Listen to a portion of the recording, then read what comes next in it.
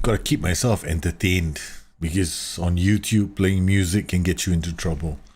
The show can get DMCA'd, if that's a word to use. Although I probably might be wrong about it, but yeah, want to be safe. There are some songs that get used. I mean, I have my Monster Cat playlist just to keep me entertained for just a while.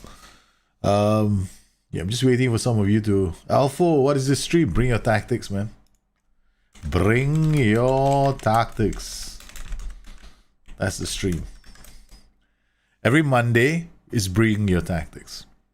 So that's the stream. And then on Wednesdays, I do question and answers. On Fridays, I'll do replications or create a tactic or have FM talks.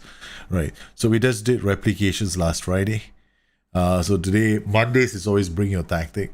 Wednesdays is usually Discord questions. Yeah, yellow dollar badge. What's that? Don't know what a yellow dollar badge is. What does it mean? Yeah. Yeah, so it's Bring Your Tactics. And today's stream is we've got a few tactics in. I think we have let me check if there's any more coming in. We've got Beely's tactic. The wires tactic just got added. Okay, I'm gonna add this in. Yeah, the wires tactic just came in. Just came in hot off the press, man. So that's 41131. Okay. I was wondering if there are too many ones in that tactic. For a moment there. Show in folder. Copy this. We'll put this into documents, into this, into tactics, into Bring Your Tactics on Discord, and we got another one. So I think we got Beely's tactic as well.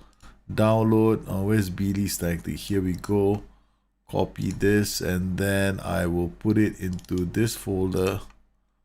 Bang. So we've got ourselves 1, 2, 3, 4, 5 tactics to look at. I've already got one tactic loaded up. When video gets demonetized. Oh yeah, correct. The yellow dollar badge. Yeah. It doesn't really matter, but the problem is when sometimes some songs, right? If you play some songs, the whole video just gets brought down. So I don't wanna get into trouble. So here we've got Jahid's he's trying to replicate Liverpool, right? The only thing about Liverpool, let's just look at this instructions. Roam from position, close down more. I think, okay.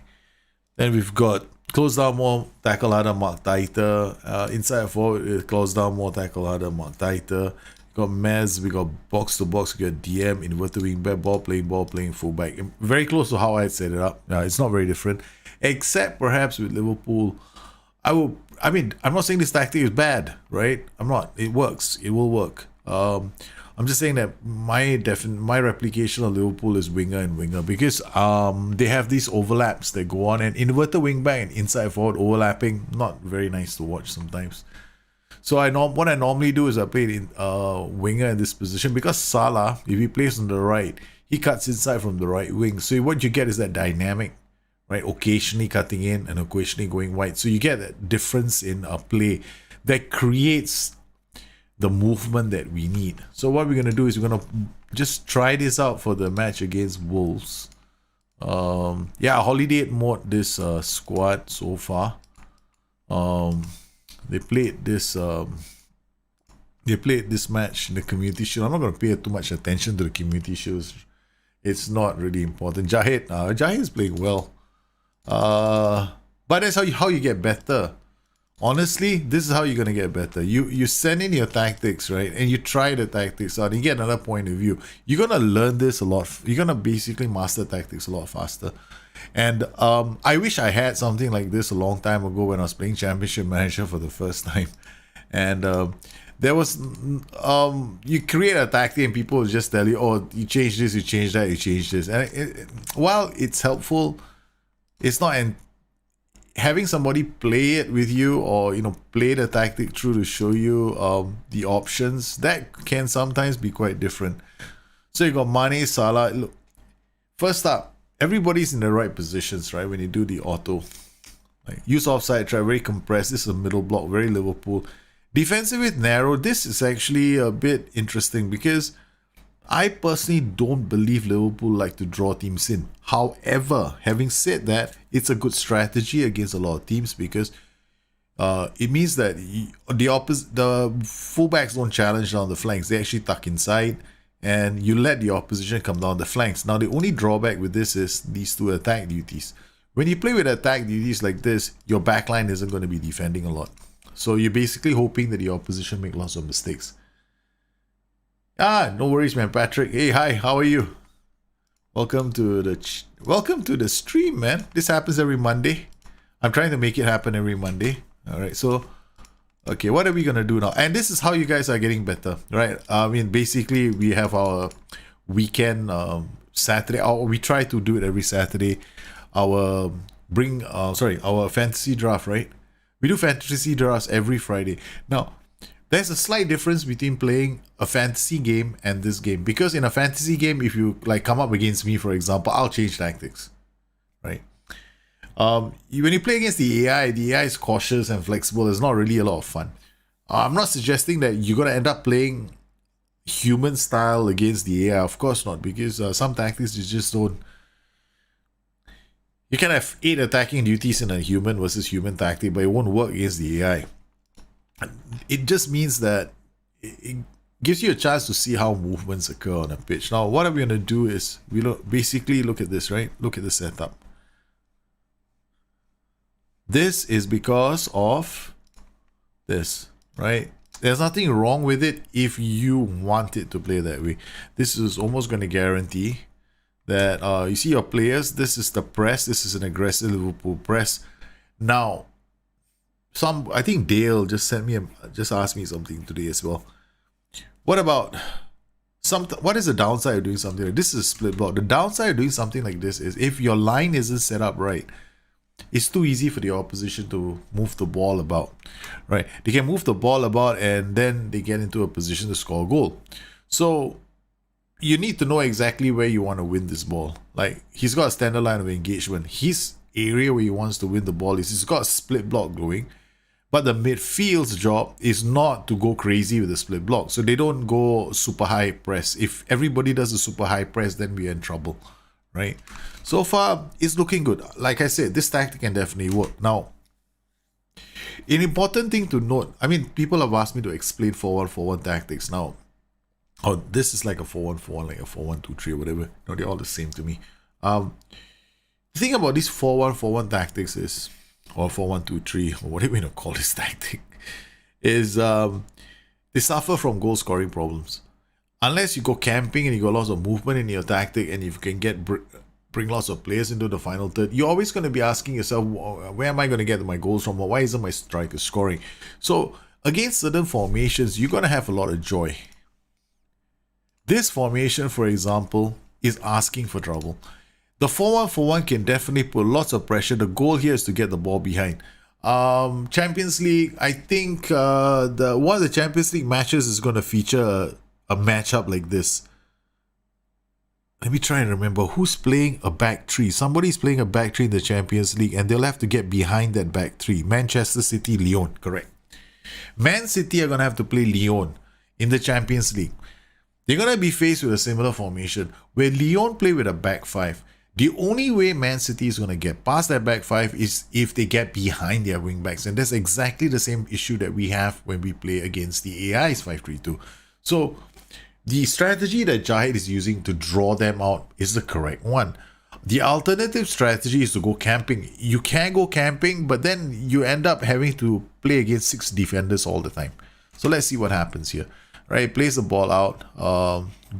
Width is going to be very helpful, of course, but with a team like this, you want to be moving the ball. But the problem is when you play with a really high tempo is if you just seen that highlight, nobody waited. They all just went for goals straight away. This is one of the reasons why I always say when you play with a high tempo system, you're looking for the early goal.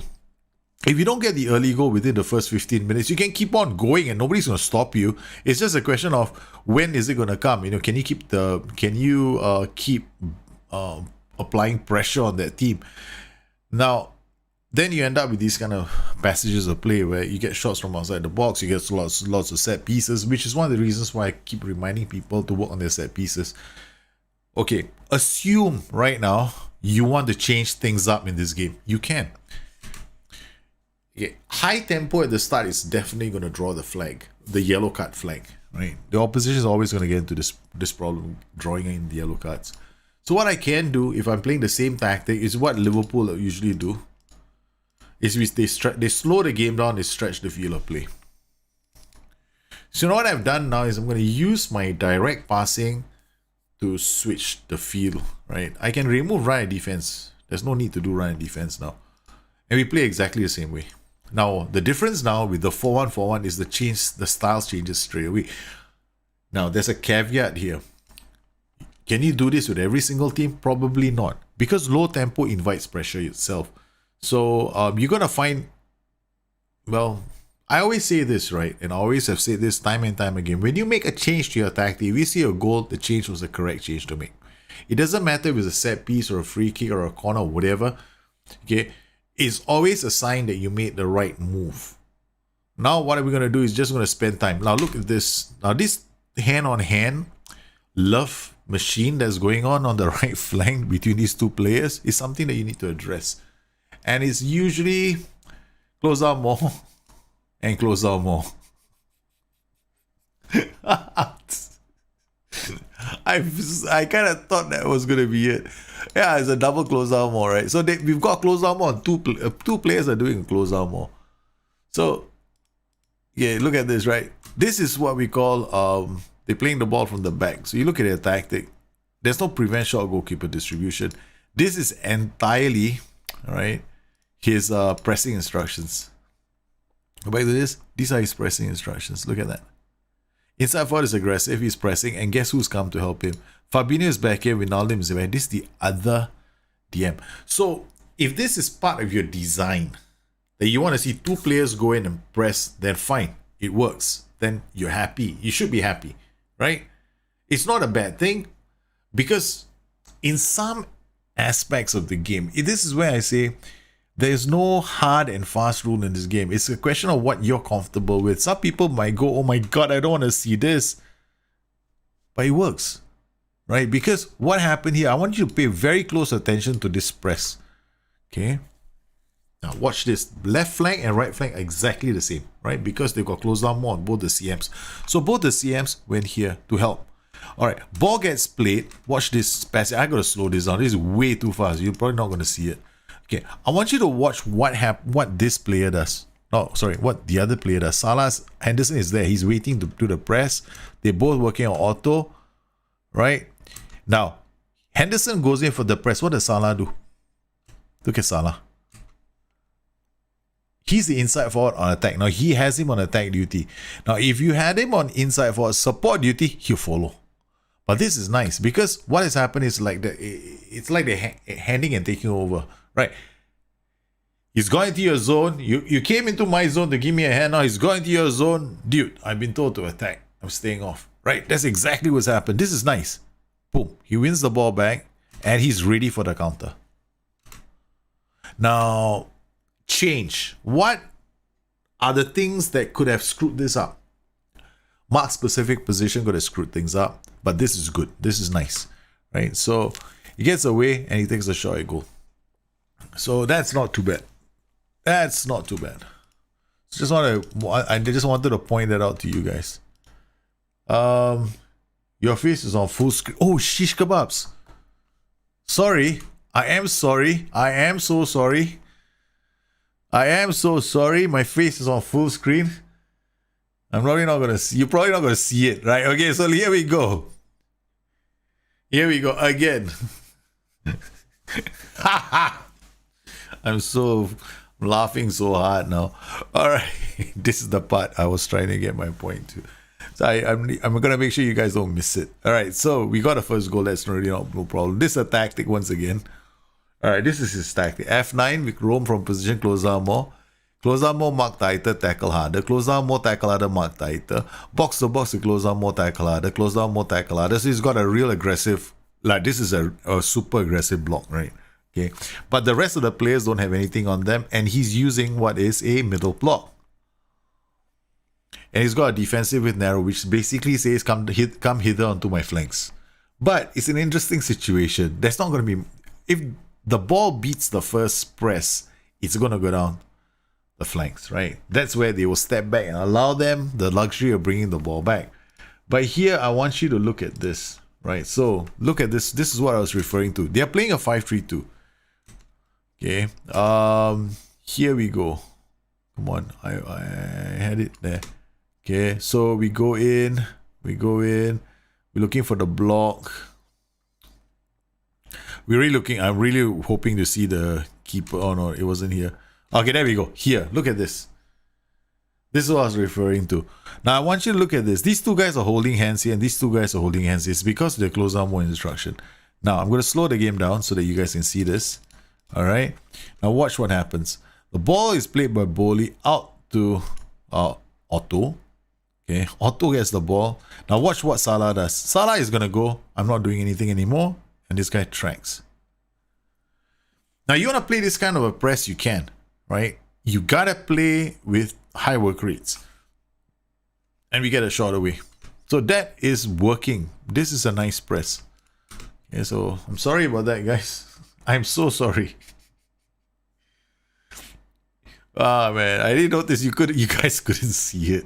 So I was impressed with the transition. I like the transition a lot. Alexander, okay, this is an inverted wingback driving the ball. Now this is the reason why I don't like the inside forward. Look what the inside forward does. He comes inside. Right? It's kind of okay, but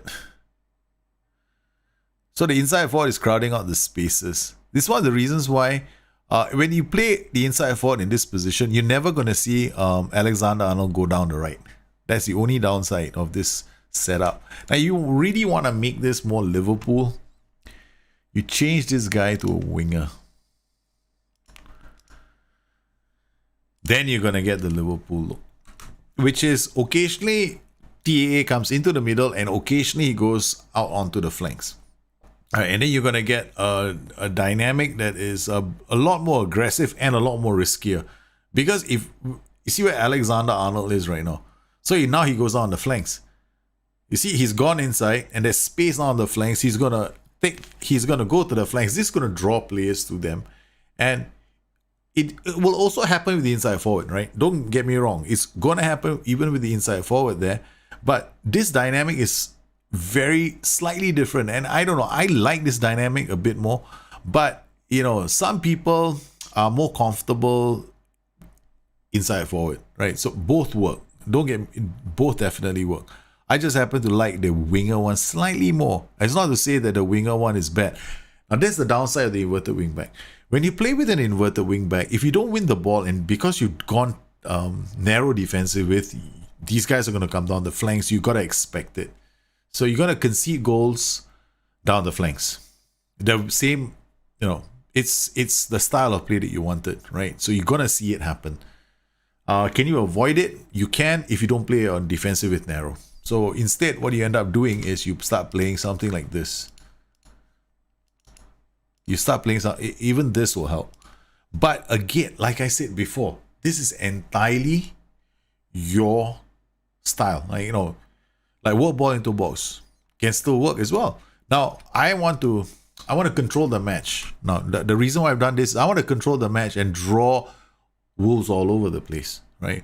So I've gone with a instruction to work the ball into the box. So I reduce the amount of crosses. I want to play direct tempo, which is, you know, I'm going to send the ball out to the flanks. Now I got winger instead of inside forward. And I just want to move this opposition around and try and score more goals. So now we get the full width. Mo Salah is there. So I get the inverted wingback going and Mo Salah now is hugging, like he's stretching the play down the right. And it becomes more dangerous because now the inverted wingback has got room to charge through the middle. Right? So Mo Salah becomes a decoy. But does that mean Mo Salah's goal output is going to go down? No. His goal output is still quite high. The downside of a 4-1-4-1 is this. If you're going to score lots of goals, they're going to come from everywhere. They're going to come from the players driving through the middle. They're going to come from players that are attacking the ball down the flanks, you're going to have lots of movement. What else can we do? Now remember this, right? This is a very interesting dynamic in the game. Now, what does overlap do? Overlap increases the mentality of the one behind and it decreases the mentality of the one in front. Now, this is why I like this tactic, because it kind of does things that people don't expect. And somebody asked me this question before, and I wanted to address it in an overlaps video that I was about to do. But since we've got it here, I can say it straight away. Fullback on support is on attacking mentality. This guy is on very attacking mentality. If you had done the overlap without this, like maybe like, you know, the old way and the usual way of playing is, oh, let's turn him into inside forward on support. You can also do this. Now I've got a higher mentality here. This is crazy. It's right out of the crazy book, right? It's something I will do. Yeah. Now I've got a very attacking mentality on this guy. I've got a very attacking mentality on this guy. It's very risky, but it's also fun, right? It's something that I'm more likely to do when I'm playing one-on-one with somebody else. Like if I were to play against you, one of you, in a fantasy draft, this is what I do. I go attack with the overlap. Why? Because the overlap now, okay, has affected the play in front, right? It's reduced his mentality. But what I've done is I've given him an attack duty, right? I've also now got a very attractive left flank, because the left flank is not extremely attacking as well. It's got a fullback on attack. It's attacking high up the pitch, right?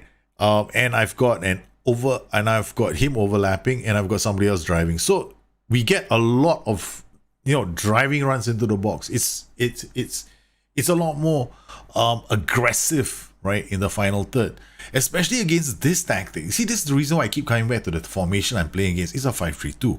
How do I beat the 5-3-2?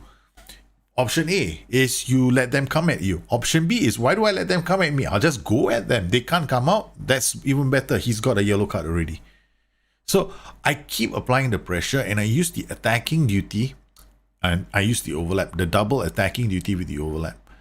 And it's gonna put the opposition on a back foot for a really long time. But what's the interesting thing here is that, see, how did I use this instruction? I'm not using it on high tempo.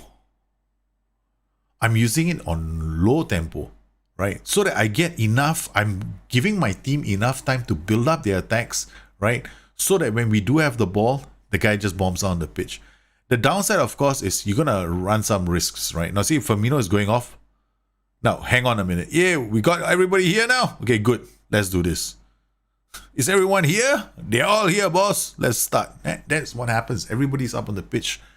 And this is one of the reasons why low tempo, you got to use low tempo. You got to understand what tempo actually does. It doesn't just affect the passing. It affects your build-up play, right? It gives you time. But you can do this if you are a good team, right? What happens if you're a weak team doing this? I don't do it with weak teams, because chances are I'm going to get my ass handed to me on a plate. I mean, if I tried this with Kingstonian, I'll probably lose all my matches 10-0, because I have too much, I'm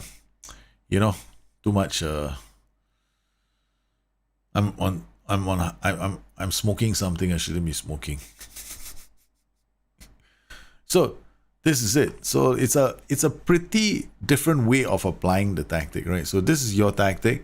I like it, but I wanted you to think of all the alternatives to your tactic. It's a nice tactic. This forward press is aggressive. I know this is a very aggressive press. It can work, but why stop the aggression there?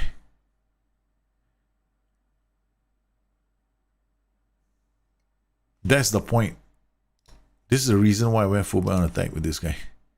Why stop being aggressive? This is like taking aggression to a new level, right? It's extremely aggressive. Now, double attack with a roaming duty here. In a lot of cases, this might not work, but it will work with a good team. And then you apply a lot of pressure. Now, this is like a high-risk maneuver. It can work. If you didn't want to, then you just go fullback on support, and it's like, okay, fine, I'm playing it safe, right? I don't want to go out there. I don't want to try too much. Yeah, it still works, right?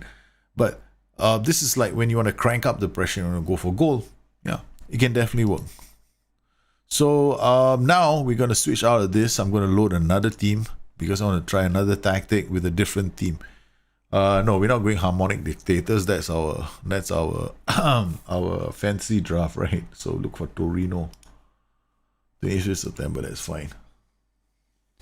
Okay, so that's the first one. I'm sorry you guys had to visualize the start of that tactic. I'm so sorry. Okay, second tactic. We're gonna take out this. We did Hussier last week, right? So tactics, bring your tactics to Discord. Where is it? BYT Discord. There we go.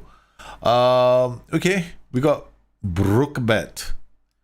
I think this is the wires tactic, right? Another 4141. Okay. PF. Okay. Alright. Wingback is aggressive on a flank where an anchorman is. Now, anchorman is going to stay very close to this backline, these two defenders. So chances are you're not going to get a very... Okay, you're not having a very aggressive defense. What's going to happen is if the wingback does go bombing up the pitch, you got depending on this guy to do all the defending. We'll play one game and I'll show you exactly what I mean. Right? So we're going to play this game as it is. We're not going to make any tactical changes. And then we're going to see what we can do, right? Slightly differently.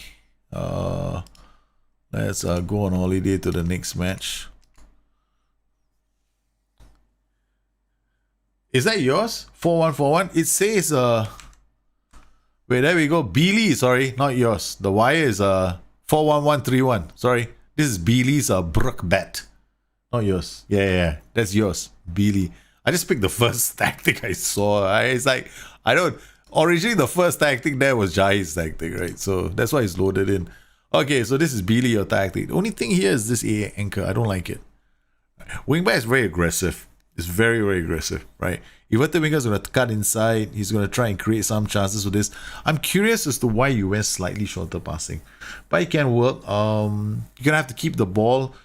And it depends a lot on these guys, right? So what happens is this. The ball is passed inside, but which one of these three players is going to unlock defenses? See, when you play with slightly shorter passing, that's a goal. You're sending the ball inside to a couple of players and you're hoping they do something with that. Now, we're going to play against Spa, and I'll show you what I mean, right? So unless everything goes to the RPM early, then we might have something. Okay, let's watch this comprehensive highlights. Okay, let's no shouts. Okay, first highlight, Vedi. He rolls over the top. Most of these tactics should be fine, but I'm just curious to see what happened, right? Again, another build-up play, throw-ins. I'm not too keen on seeing what happens after a throw-in because everybody's in the opponent's third by then. I'm more curious to see when they're building up the play. The anchorman brings the ball forward. You see, that's Baselli. So you're sorry, my hand hit the microphone. So here, guess what? When I also try skiller balls, always shoot some distance. Player traits are playing a big part here, dictates tempo. Right? Because this role is a generic role. So he's switching the ball. You can see how important this role is now. This position is extremely important. Right? Because we got the only reason why what we're seeing, the only reason to explain what we're seeing is because of a trait. So the ball goes in, goes to Mete. He's a roaming playmaker. The guy plays it back to the DM, plays it back to the killer ball man. See what happened? So your tactic, there's not a lot of, this is one of the reasons why when you play narrow, if you play narrow, you're looking at the guys in the middle to do the work. Right, so ball goes up, again it goes to the fullback, he's going to play it back and it goes back to the guy in the middle. The guy's going to play a wall pass again, there we go. They go right into the middle, goes back inside again. And he goes back into the middle again. That's exactly what happens. Every time you play a narrow setup, you need players in the middle. The idea behind a narrow setup is A, to keep possession of the ball.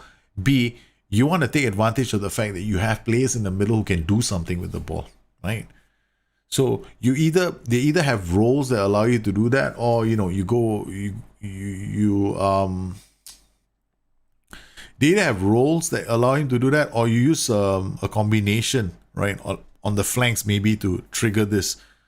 Like maybe, for example, I might have the wing back, right? Instead of using a wing back on support, I might go very aggressive and tell him to go down the flanks and do an overlap and drive into the box. Low with low crossing, right? That's one option. So we want to have more options. So what have I got here? Okay. What I have here is this guy just looking this way. He's only got one player to play the ball to. This guy. Alright, so what we can do is I'll drop this guy to a fullback. Maybe a fullback on... I'll give him the overlap. I don't know what kind of play you have, but this is what I'll probably do. Okay, so there's several ways we can do this. One, do I want this guy to be a scatty caddy? Like, you know... just looking. Okay, maybe because it's going to look this way, right? So we give him the overlap. So this guy is going to be very aggressive down the flanks. We got more urgent. Okay, that can work. See, the thing is, when you do something like this, you really want the ball to zip out early. Right, so we want the ball to zip early to these areas. This is where the anchorman doesn't come in handy, because you're waiting for the ball to get to these two players before it gets into a more threatening area. This role is holding you back. The anchorman is not. The anchorman is just an anchor.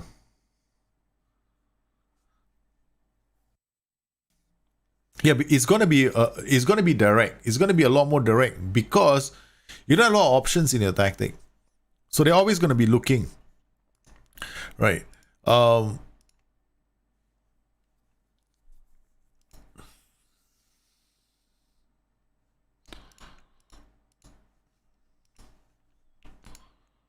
I'm just going to change one thing. Give your fullback the overlap and see how that works. It puts a bit of a strain on our defense. But I want to try and understand what you're trying to achieve with this tactic. Are you trying to achieve a counter-attacking tactic? Are you trying to have more... Okay, if you're attacking, makes you more direct as well, right? It sends your ball up into attack straight away. All your players are taking more risks with the ball. So if you don't want the team to do that, drop your mentality down to positive, right? Your team will do better with the ball. Secondly, slightly shorter passing, while it's good, you have to remember that there are some players on the pitch who can also pass creatively, right? This could be at the moment, there's only one player, the roaming playmaker. Yeah, so you want to have counter-attacking, then I strongly recommend that this guy be turned into a DLP on defense. Okay. Now, this guy can even be a wingback on defense if you want to be a counter-attacking tactic. So what we'll do is we'll get this guy to slingshot balls into this area. This fullback on defense is very, very conservative, right? So the roaming playmaker needs some options. We can get our counter-attacking style principally from this, right? We have to... You see, the thing is, we're drawing teams in, but I don't see players sitting... Because counter-attacking is about direct passing as well. You don't want to take short passes. You don't want to take too many short passes to build up play. It's going to take too long. And you'll never be able to get past teams that are already settled into their defensive shape. So generally what you want is a bit more... The players from deeper positions taking those kind of chances. And sometimes you also want a plan B, right? What if you end up playing against teams that don't want to come out and play? Then you need a plan B, which is, okay, let's take the game to them. So you obviously you'd have to get a plan B, and the best plan B is actually to use a DLP, right? So if you get a DLP, you use a DLP, at least then you have an option. And the DLP can easily be changed to something more aggressive like a register. A register will also be just a very good option for you against defensive teams. And you can see how we are, holding up possession of the ball. Nothing is... I don't see any like risky passes, no passes into crazy locations where we lose the ball. Yeah, so far so good. I mean, I am worried that we're going to concede a goal, but there we go. Into the box. That's not too bad. I mean, Spal is a defensive side. Torino isn't exactly the best in the league, but at least it goes there. I tend to go lower tempo against Campanies and put overlap on the left. Okay, good. But I would remove the I would seriously look at like fullback on attack as well. Because this overlap is not helping you. It's just killing this guy. This overlap is just making this guy very conservative. Because it reduces his mentality. Now he's at least attacking. When you put an overlap, the mentality of this guy gets reduced a lot, right? So it's something to bear in mind when we use the overlap. I mean, I put the overlap for that matter, right? So it's a safe avenue, it's a safe option. Now what I have is an overlap with the inverted winger on attack. Now I've got 3 options top side that can drive at teams on the break.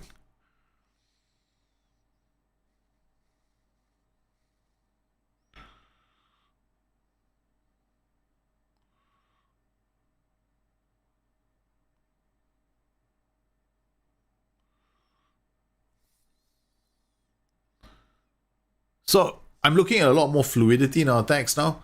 There's more support forward. We're getting options. The playmakers now have options. They can go left, they can go right, and even if they go left or right, we have the second ball. So for me personally speaking, you could play like this: wing back on defense with the overlap, turn this guy into an inverted winger on attack.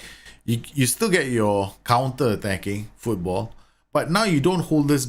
I mean, this guy's he's not going to be so. You don't have one-dimensional counter attack, which was entirely dependent on this flank. Because if this guy has a bad game, your game is you're gonna struggle to score goals. So yeah. So it's an option, and it's a slightly different option, right? So it gives you a few more, like, okay, I want to try this. I want to have a plan A and plan B, because you gotta have plan A's and you gotta have multiple plans within your own tactic.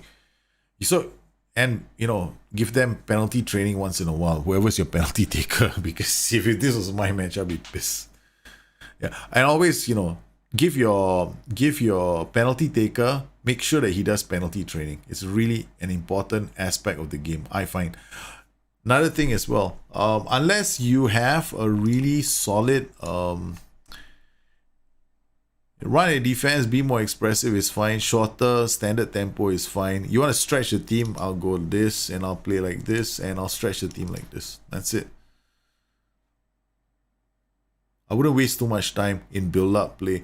And you got to remember as well, this tactic is fairly structured, so we're really only going to be seeing 4 players break away every time, or 3 players break away every time for counter-attacking opportunities. Right, there we go. See, 1, 2, and that's about it. They're not going to wait too long. There's only about 3 players getting into the box, at best 4.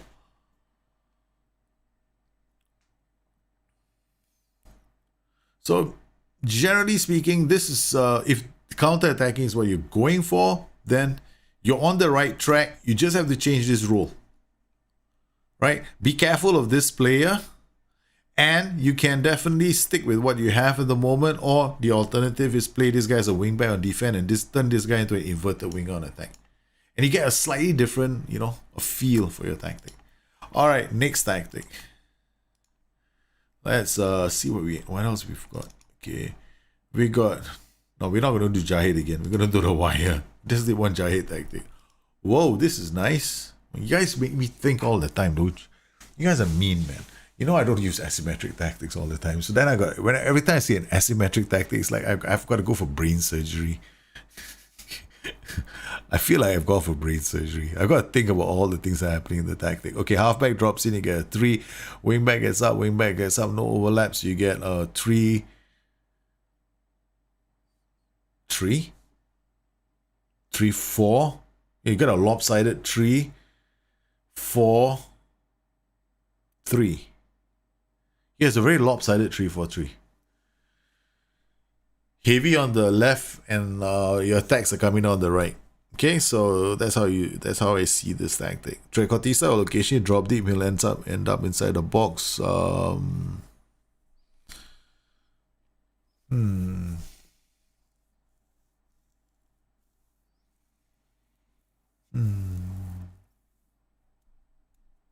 It's the winger's role I'm interested in. That role could be a bit off, right? If he was a wide midfielder, it would be interesting. If he was a wide midfielder, you get the overlap, or maybe a playmaker. A playmaker on that, wide playmaker on that side. What you could get is over the play. If he drops into this area as a playmaker, what you could get is an overlapping dynamic. You got two playmakers here, basically three playmakers here, all looking to unlock this side of the pitch. It could be fun. It could be fun, man. I hope that helped, Billy.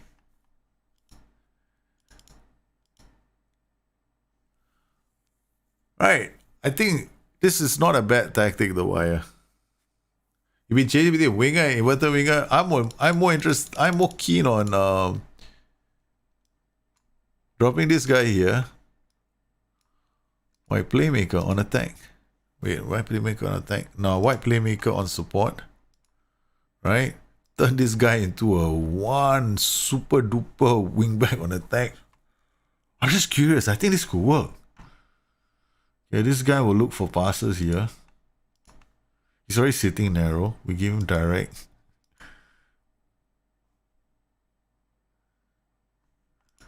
Okay. Direct.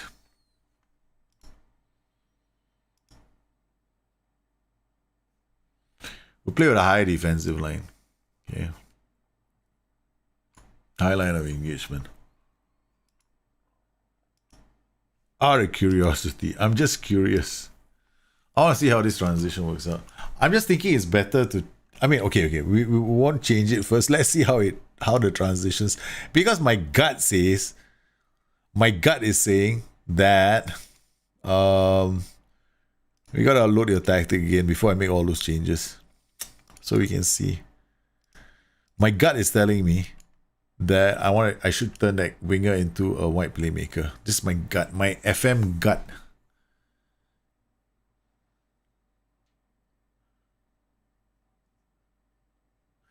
Well, I wouldn't be surprised. I don't know what your level of your team is, but I wouldn't play Anchorman there at least. Yeah, that's just you need the option to launch those balls, and you need that from a deeper position, especially if it's for a counter-attacking tactic.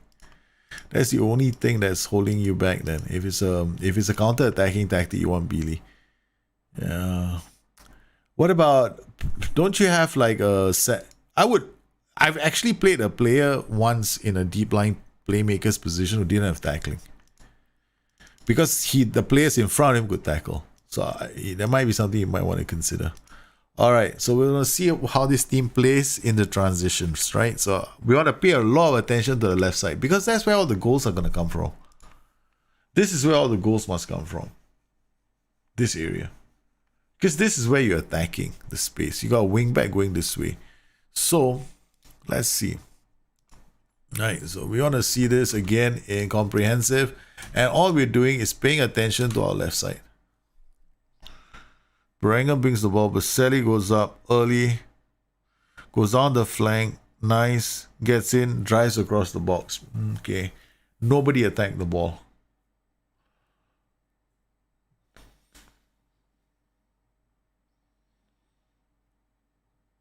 Again, inside the box. Again, the right side is a bit crowded at the moment. Ready. Baselli out to Lukic, Izo, and looking left side. Okay, what do you have? Yeah, I'm beginning to believe even more now. I need that wide playmaker in that slot, so I can unleash the wing back, because the wing back will help us overload the left side of the pitch. At the moment, we're not overloading the left side of the pitch. You see what is happening? We're not really overloading any part of the pitch. We're just slinging the ball from one end of the pitch to the end of the pitch, and then by the time any overload goes on, there's no like numerical advantage on the pitch, except maybe we're running and driving and then we get into the box. That's fine. Okay, we're gonna give another 10 more minutes. I'm itching to change because I see potential in this system. Yeah, but Sally, in fact, this is probably one of those systems that's going to give people a headache if you play it against somebody else. I know. I mean, like, seriously, if you guys would use something like this, I'd have to scratch my head. Because I wouldn't know. It's one of these asymmetric systems are great when you play against somebody else because they're going to have to think where the goal's coming from or where are your threatening areas of the pitch. It's very hard to tell. Okay, so 15 minutes in, right? So Velstri goes down the flank. Okay, we got 3 players entering the box, 4 players entering the box, goes backwards, goes out wide again. We got all these players getting to the box. Okay, all right, we're going to make a few changes. Okay, I'm going to make a few changes. Immediately, I'm dropping this guy to white playmaker on support, right? Okay, then I'm going to take this guy and say go hither, conquer. Okay. He's going to go down the flanks. Standard defensive is slightly higher. This is slightly higher. Play our defense. Yeah, that can help. This doesn't really... I don't think it's going to make that much of a difference. But low crosses is definitely going to make a difference. Okay. Work ball into box. Right defense, maybe. Distribute the center backs. No. Distribute the full backs. Yes. Okay. Why have I gone distribute center backs? No, distribute the fullbacks. Yes, because the fullbacks are going to carry the ball in more dangerous areas. I can get quicker outs with my fullbacks than I can with the central defenders. And then we got Miliko now playing here. He must be confused as hell because he's never been a playmaker his entire life. You go there. You're just as bad, but heck, you know. We just want to see what happens. You don't have to look at the transfer window, mate. David, just try to see what you can do with the players that you have. Yeah. Get one guy with passing decisions. That's it. You must have one player in your team who's got passing decisions and vision. Come on. At least one. Right? Just one. Just put him there for a while. Just see what happens. Okay. Wow. I make one change and I'm immediately defending. That's not a good sign. But hey, we got a counter attack. Verdi with the ball. Verdi. Oh, slings it out to Di Silvestri, who's normally... Okay. Okay, they've gone into a settle. This is a reset. Okay, reset. Now I want to see where my wingback is. Okay, there we go. Wingback is here. White playmaker is here. Alright, let's see what happens. Okay, so much for the highlight. Was I wrong? I can be wrong, you know. I could be wrong. But there's this voice in my head that just went, white playmaker, white playmaker, white playmaker, white playmaker, white midfielder, one of the two. Okay.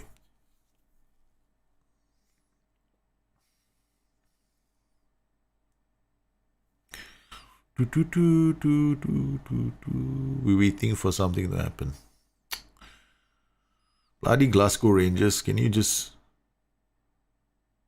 Nice, okay. My wingback on attack. Getting to the box. Giving us options.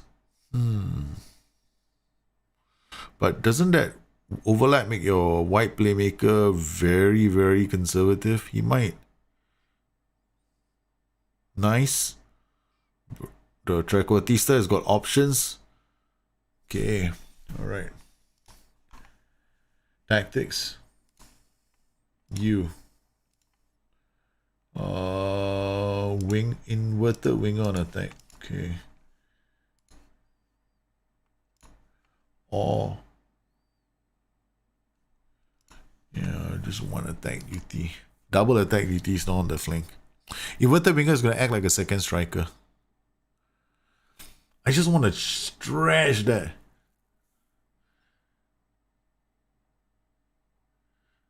Stretch that. I'm just looking for options with that other player there.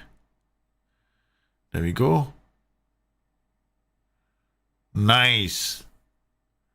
That's what I wanted to see, right? I wanted to see the wingback overlapping. I want to see a bit more of the pulling to the left side of the pitch, and us trying to, you know, unlock the opposition. Because we are playing with a halfback, we are playing with two. Basically, we've got a really rugged defense, right? So there we go. Another overlapping run. He's got options. Puts it there. Gets it there. And we got all the 3 players inside the box. Okay, cool. Okay, now what can I do to make things even more interesting? Yeah, this is where I go tempo. Low, wide, work ball into box, counter press, high defensive line. That's it. Okay, now we go for goal. Take a bit of risk. Yep, small little changes. But I'm pretty confident your team can pull it off. I mean, rather, a tactic can pull it off. Torino better beat Glasgow Rangers. I'll be so pissed if we don't.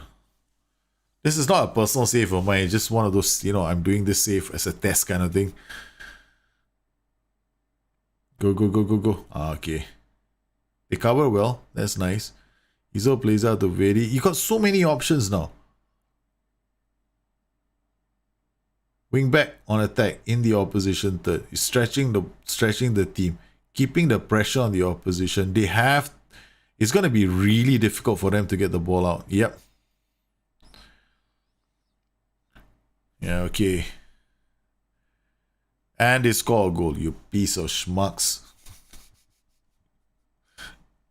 Oh, key highlights. Could I be wrong?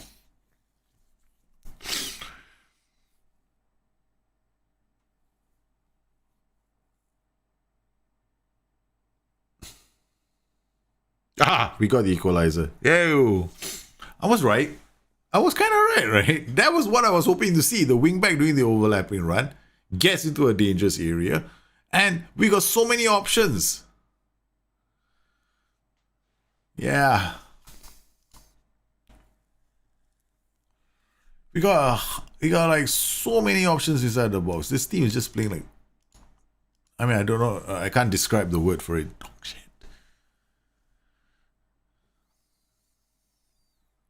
But I'd be more interested in playing that role as a wide midfielder or a winger or inverted winger on attack or something, right? That just drives at teams so that I can unleash this guy, this wing back. So you get these runs, right? And you're secure in the knowledge that your flank is protected on both sides even. Yeah, it's... Or maybe the right flank is a bit more weak. It's one of those really annoying tactics you have to play against because you don't know where the goals are going to come from. My goodness, you could even do this.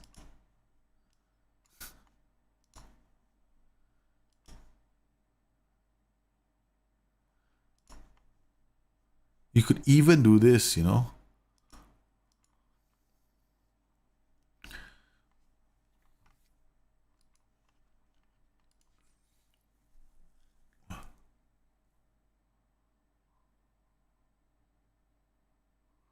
It's a kind of a very strange tactic, but see, if I drop this guy here and I drop this guy here, I get wingers on attack, right? I could play strikers here. In this particular case, it'll probably be an inverted wing on attack going this way.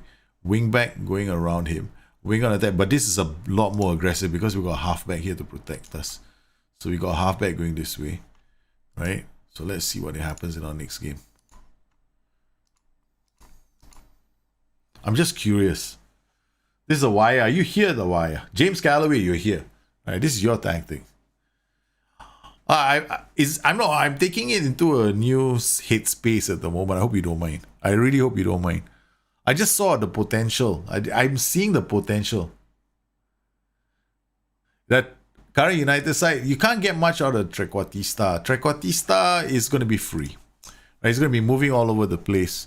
So what we have is a winger going to say track dropping this way. What you want is this guy to be a complete forward support. Right? You got swaps between these two roles, right? And then you get this guy coming in late, this guy coming in late, and then you get the overlapping runs from the fullbacks. The idea here is for us to get the same I'm trying to get the same numbers in attack. Right? But I'm trying to make myself solid, a bit more solid defensively. I know it sounds a bit crazy, but heck man, this could be fun. Yeah, this could be fun. Look at this. I got this guy attacking. This guy will drop. This guy will drop. This guy's going to take the space. This guy's going to... Yeah, this is crazy, man. Even I am thinking it's crazy. Overlap left, overlap right. Okay, let's go. Overlap right. Okay. Got overlap left and overlap right. This is a very aggressive tactic. Counter press. We're not going to counter press. We're going to regroup. Okay, we're going to play slightly higher up the pitch with standard defensive line. This could, I mean, this could completely fall apart, you know. Fairly wide. We're going to use the flanks a lot. Yeah, okay. This could fall apart, but it's an interesting option. Except, you'd be hard to I'm seeing this as being a hard to defeat tactic, right? Let's see what happens.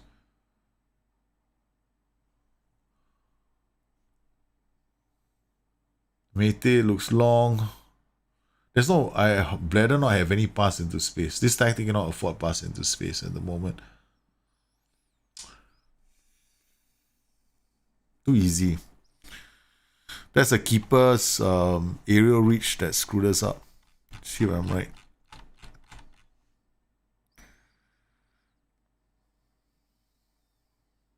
Yeah, aerial reach to the keeper. Keeper is a no man's land. Keeper screwed things up.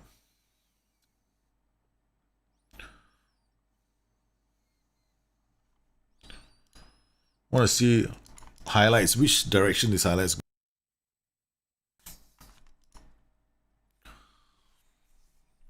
I could be wrong. I want to see whether I'm wrong first, because I believe that there is potential for this system. Oh man, I ran out of water.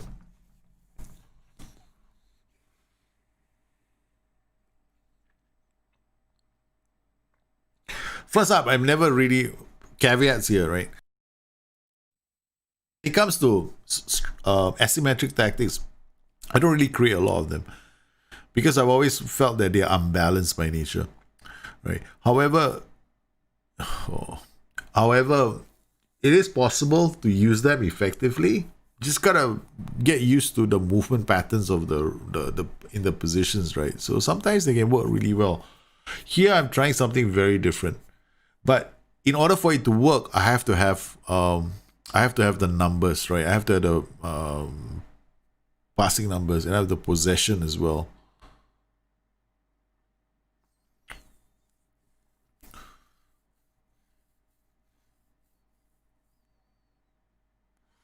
We should be able to beat Udinese. After all, didn't they just get relegated on Twitch?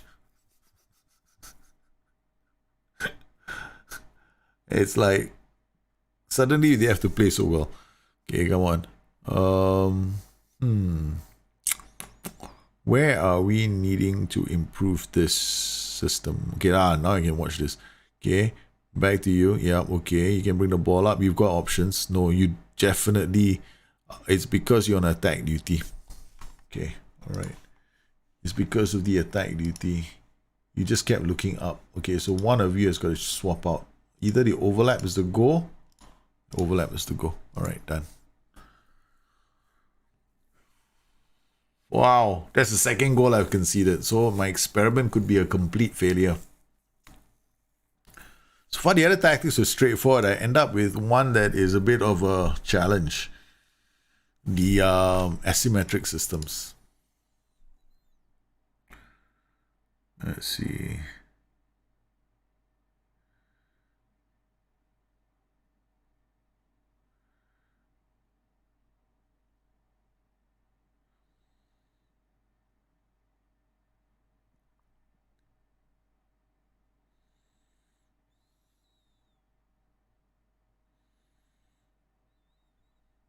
I mean, I'm seeing some good movement, right, on and off the ball.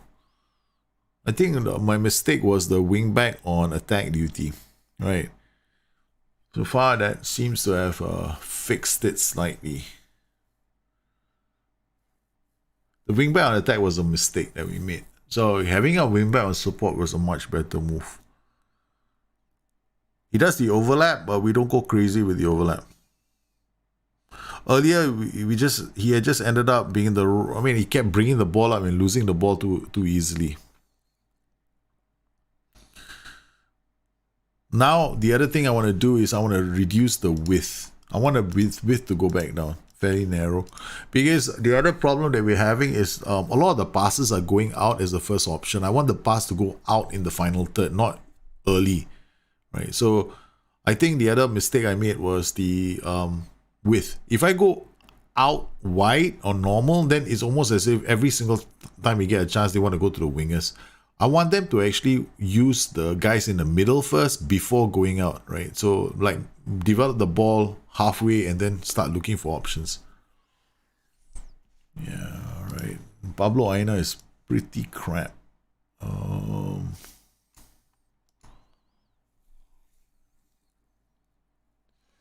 Okay, since we changed the tactic, it's been a lot better. Okay, so we're gonna save this. Version 2. Let's not. We're never gonna get to version 23. Don't worry.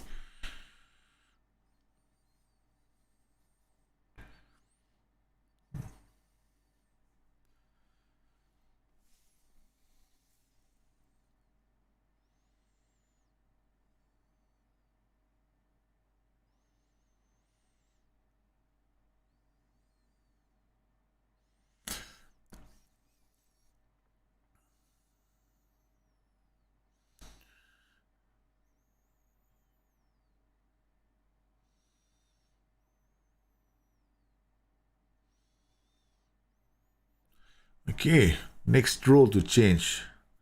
The Trequartista and the guy up top. Alright, we gotta change the tactics slightly in the next match.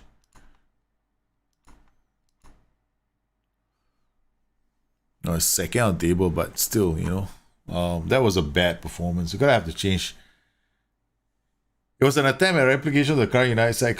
Yeah, I'm not too sure about the current United side, right? So they might change their formation this year.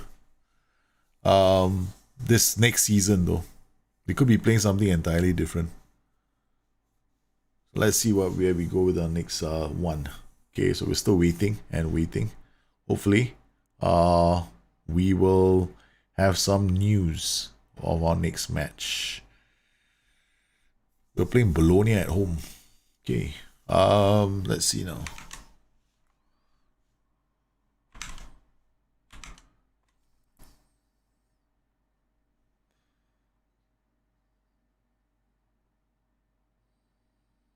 We got one more, I think Jason Wong's tactic. Strikerless. The last tactic will be Jason Wong's strikerless tactic. Okay.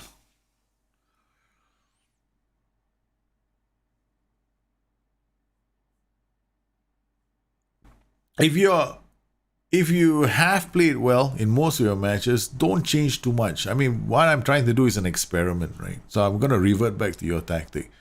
Because there isn't lots to change. I was just trying to do something different with the tactic. Okay. Now, if you are getting beaten by teams like Burnley and Newcastle, like if you're beaten good teams, you are definitely, the tactic does well against space. So what you just have to fix is how you play against tactics that don't give you space. Right, so let's see now. Where is your tactic? Okay, all right. How do you play against tactics that don't give you space? So basically, what I would do is I would do this. Right, we'll ball into box. Let's be more expressive. Right, defense is not a bad option. Counter press to win the ball back. Distribute to fullbacks. Play slightly higher up the pitch. That's it. Okay. What else can we do? Bum bum bum bum bum. That's it. Quick pick and let's go. Against teams that are you expect to beat, right? Or at least I don't know what I think you are like Burnley and Newcastle United, so you're expecting your team to do a lot better against these teams. So let's see what happens. The other thing here is this Trequartista. Trequartista drops deep, but he doesn't have anywhere to go right after that. So this is a bit odd. Track complete forward on attack. Because the complete forward, let's just put him a support, right? Just one small change. The track doesn't have a lot of space to attack because there's a complete forward in front of him. There's another roll that's on his left, and there's going to be, yeah, so he's like one in front, one here. So where does he roam? There isn't a lot of place for him to roam. That's the only thing about the Trequartista. That's the reason why you're probably struggling to get something out of the Trequartista. I'm more inclined to play maybe Shadow Striker here and Trequartista here. Right. The guy up top becomes a Trequartista. Then he will drop deep if during the build up. But if he doesn't have to drop deep, he'll attack. So now you see the Shadow Striker is done. He's brought the ball up. And the Trequartista then gets into the box to become a threat. So if the only dynamic I would change would be to play with a Trequartista in front and a Shadow Striker behind him. Because then I would have that link play. Now I know why you're using the Trequartista, but if the Trequartista isn't dropping, because I don't see how the Trequartista is going to be useful because there are players around him. So it doesn't have to drop deep because there's always going to be somebody there to bring the ball forward. He's always going to end up inside the box. So the way I look at it, the Trequartista is perhaps more valuable on the as a player further forward because on the right side of the pitch, there are going to be players that are coming and they need the support, and the Trequartista can help them out. So that's how I see it. So I would say that the Shadow Striker complete forward attack is a much better Shadow Striker Trequartista is a better combination. Because this guy now, the guy up top, is gonna be dropping. He'll drop, and this guy can take away space, or he will just, he will not waste too much time with the ball. He will keep the attacks moving. So he's not trying to, do too much, especially against sides that might be very defensive. Right? He is not going to waste too much time to build up attacks and wait for players to get inside the box. So we can get a totally different dynamic. So far, it's not looking too bad. So what I would do against, I'll change the Trequartista Shadow Striker. A bit more expressive right at defense, slightly more direct, lower tempo, wider, against teams that are Newcastle and Burnley, counter press counter, and do the triple thing and push a bit higher. You can still play on balance mentality, and in fact, balance would probably be the right thing to do. Balance and positive. I probably would never play on attacking because then you end up seeing a lot of direct passes, which might not be useful in a tactic like this, because you literally have 4 players in the opposition half, right? So if you play direct with a higher tempo, they're just going to look for those players, which is one of the reasons why you did so well against teams like Man City and better teams, because they give you the space, and those players took advantage of that space. So now I'm playing a slightly different game against Bologna, who are bottom of the table, and all I'm doing is I'm keeping possession of the ball and working it around and looking to create more chances with the tactic. So, I was curious earlier because I thought there was some magical secret I was about to find out.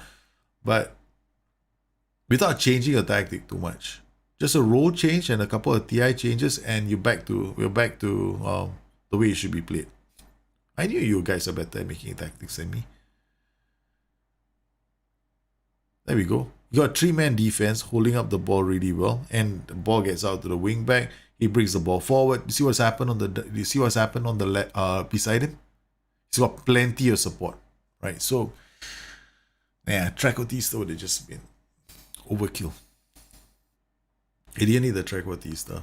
What he needed was somebody to not hold up play too much. Shadow Striker would have been a really good option. The Sylvester looks where your Trequartista is going to roam. He's going to be the space investigator.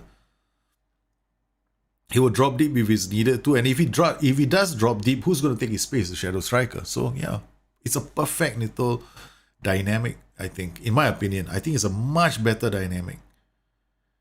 So the Shadow Striker got the others into play, plays it up. Shadow Striker is hanging about, finds, yeah, I see this as a much better dynamic. Okay, what else can we do? Right, we're stretching this team as much as we can. Right, I go low crosses. That's it. And totally dominating possession. It's a good tactic. I was just trying to be too smart for my own good.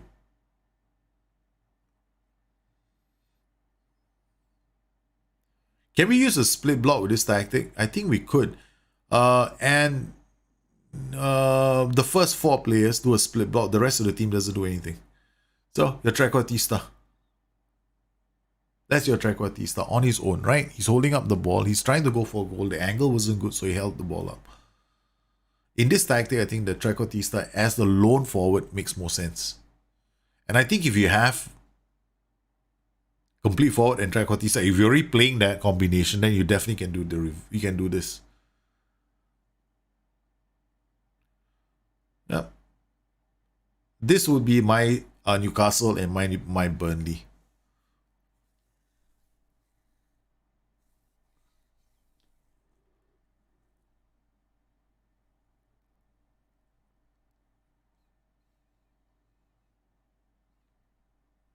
It's of course, it'll end up being quite boring as well because all you're going to do is have 65% possession against teams like this.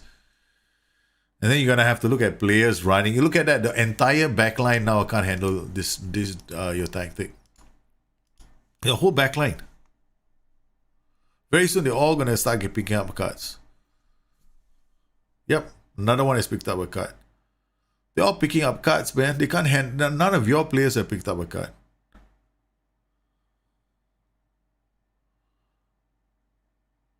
They keep this up, there won't be anybody left on the pitch.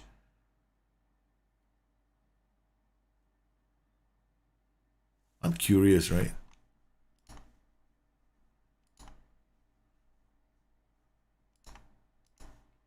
Okay, I'm gonna shoot on site.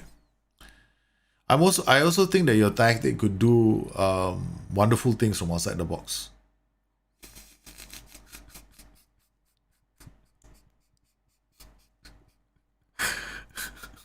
I wasn't me. It wasn't my tactical choice. It just happened. I just had a gut feeling and I was proven right.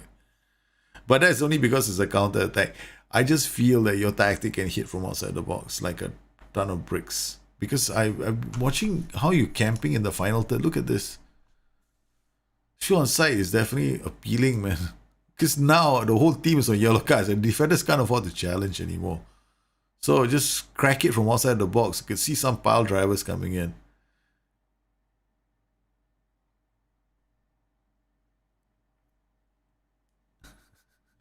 It's crazy, man. But I think you've actually made a very nice tactic, though. Wire. You've done a good. This is a good tactic. It's really good, man. I like this tactic. Look at that. See, I think it's just falling apart. This is nice. This is nice. Don't play this with me on a fantasy match, man. I'd hate to play against this kind of a tactic. I would hate to play against this kind of tactic because I'd have to crack my head, right? I'm gonna keep this tactic, I'm gonna use it in some of my fantasy matches against all the other guys. Brazos, are you watching this? I'm gonna use this on you.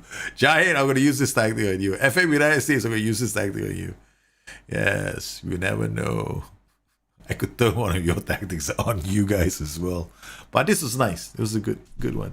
So I would say that the only thing you really need to do was to change the roles of the front two. That's it. And then play a more patient game against defensive teams. That's it. More direct, lower, wide, run at defense, be more expressive. You're gonna draw them out. Counter, press to keep possession. This is to keep possession of the ball. Right, and this use everybody in your arsenal. Just don't just use this guys. Use all of them, right? Then higher defensive line and highlight engagement. And that was a team that was at the bottom of the table. Right. So if there's any team that would have given us a problem, like your Newcastles and Burnleys, it would have been this team. I won this match. Okay, next tactic. We got a next tactic in the form of strikeless. Keeping Jahid's tactic last. Strikeless tactics. Okay. You'll use 9 players. Alpha is going to use 9 players. Man, how do you get 9 players? Oh, yeah, you can. You can use 9 players. Man, Alpha had 7 players in his back line. 8 players. Can you imagine? He put 8 players there. I was like, what? I was like, holy cow, you guys are not playing defensive football. You're playing park the bus, the wall, the mother, the grandfather, get everybody in the family, put them in front of a goal. I think you had 3 DMs at one point, right? So I was like, okay, we got this tactic. Now, strikerless tactics have just got one thing, and this is something that people need to remember. You can't play, you see, this is strikerless tactics, much higher line of engagement. This is the furthest you can go. Because these guys only start their press in the opposite third. But you can make things a bit more different. Okay, let's do this. So we drop this, we give them a bit more space. You want to give the opposite. I knew you were doing this. You don't do this. Okay, drop this and drop this.